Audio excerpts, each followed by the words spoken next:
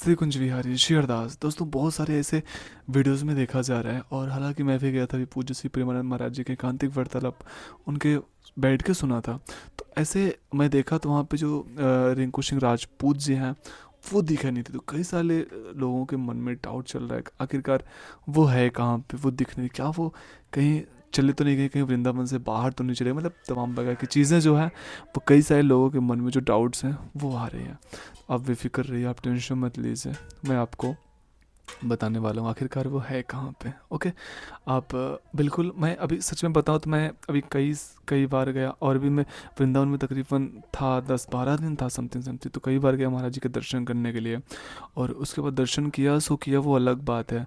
But वहाँ पे मैंने जहाँ पे महाराज जी आते हैं वहाँ पे भी देखा। बट सारे जो संत जन हैं, नवल नागरी बाबा और महाराज जी को जो भतीजे हैं वो, मतलब इत्यादि लोग, सारे लोग वहाँ पे दिखे। पर जो महावीर रिंकू सिंह राजपूत जी हैं ये नहीं दिखे। तो आपको बता दूं, ये महाराज जी जो हैं, देखो भले ही जो संत हैं, आपको एक बात बताता हूँ, जहाँ पर जो महाराज जी हैं उनके जो जितने सारे उनके संत हैं, भले ही सब दिखते एक जैसे हों, एक जैसे यानी उसी वस्त्र में, उसी वेशभूषा में, और एक ही पेड़ के नीचे सारे लोग हैं। जैसे एक छत है, एक छत के नीचे हमारा पूरे परिवार है। तो उसी प्रकार से आपको बता दें, तो जैसे पूज्य प्रेमानंद महाराज जी एक पेड़ है, तो उस पेड़ के छत के नीचे उनके सारे शिष्य, उनके सारे परिकर सब लोग हैं। तो अब देखो, बट इसमें बात क्या है, पॉइंट वाली बात ये है ना कि भाव, जो भाव होता है, भाव ही प्रधान होता है, और भाव से ही प्रभु की प्राप्ति होती है। तो जो भाव है वो भाव सबका अलग अलग है। वो चाहे रिंकू सिंह राजपूत जी हों, चाहे हमारे स्वयं महाराज जी हों, या फिर कोई भी उनके शिष्य हों, यहाँ तक कि हाँ आप लोग भी, हम लोग भी कहीं ना कहीं उनकी वीडियोस, उनकी बातें, वार्तालाप, सारी चीज़ें सुन के आगे बढ़ते हैं। तो दरअसल तो सबकी भाव की प्रधानता होती है, और भाव से भी बढ़ के क्या होता है कि श्री जी कराना क्या चाहती हैं। देखो, क्योंकि जब वहाँ पे जो जाते हैं ना, सब लोग क्या होते हैं कि आप टेंशन मत लीजिए, अभी आपको बताऊंगा कि रिंकू सिंह जी कहाँ पे है, महाराज जी वो। तो आपको बताएं, देखो जो भाव से भाव तो मिलते हैं, उसके बाद श्री जी के समर्पित हो जाते हैं, श्री जी जो जैसा चाहते हैं शो कराती हैं। तो बता दें कि रेसलर रह चुके हैं, और वो भी नेशनल क्या कहते हैं कि विदेशों में जाके रिंकू सिंह राजपूत जी वहाँ पे रेसलिंग किए हैं। बट आज के टाइम पे सब कुछ वो छोड़ के, वो 11 सितंबर 2023 को पहली बार श्रीधाम वृंदावन में आए थे वो। और उसके बाद वहाँ से आके वहाँ पे उनसे महाराज जी से वार्ता किए थे, सारी चीज़ें जो भी किए थे।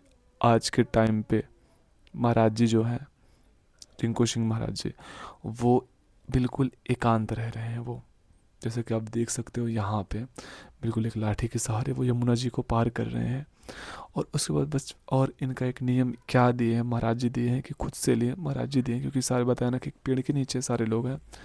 तो 5 घर में मधुकरी पाना, और बिल्कुल बिल्कुल एकांत रहना, न किसी से न किसी से किसी के पास जाना, न किसी के पास कुछ न कुछ। तो मैं सच्ची बताऊं तो एक जन थे, उनसे पूछते हैं महाराज जी से, रिंकू सिंह राजपूत जी से पूछते हैं कि बाबा आजकल आप दिख नहीं रहे हो।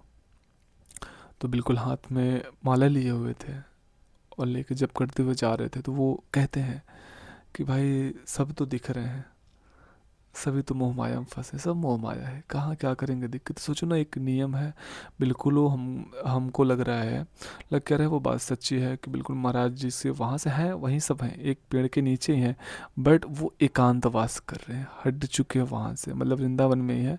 यहाँ तक कि हालांकि आते भी हैं महाराज जी के दर्शन करने के लिए, जब उनका इच्छा करता है तो वो आते हैं, वो उन लोग का पर्सनल मामला है। बट क्या है, कभी वो एकांत में रह रहे हैं, और 5 घर में मधुकरी पाना और वैराग की तरह एकांत जीवन यापन कर रहे हैं। जैसा कि देख सकते हो कितने सरल तरीके से, कैसे यहाँ पे देख सकते हो ब्रजवासियों से बात कर रहे हैं वो मधुकरी मांगते टाइम, और उसके बाद एक लाठी के सहारे, डंडे के सहारे यमुना जी को पार कर रहे हैं। मतलब एक अलग ही आनंद, ना कोई भय, ना कोई लोभ, ना कोई क्रोध। मतलब यार सच में बताऊं, जो आनंद है ना, हम लोग भी तरसते हैं कि काश ऐसा ये मौका मिल जाए यार। मतलब पर ये सच है कि हम भगवान को नहीं चुनते, स्वयं हमारी श्री जी हैं, हमारी किशोरी जी, हमारे प्रभु हमको आपको चुनते हैं। तो हमको आपको लगता है हमारा आपका दिनचर्या पुष्ट करना है, हमको आपको भजन ज़्यादा ज़्यादा बढ़ाना है, और जब जिनका दर्शन कराना होगा श्री जी वो स्वयं करा देंगे। हमको आपको बस एक ही चीज़ पकड़ना है कि श्री कुंज विहारी श्री हरदास, बस भजन पकड़ना है। बाकी तो ठाकुर जी हैं और वो जब चाहेंगे जिससे सो वो मिला देंगे। राधे श्याम।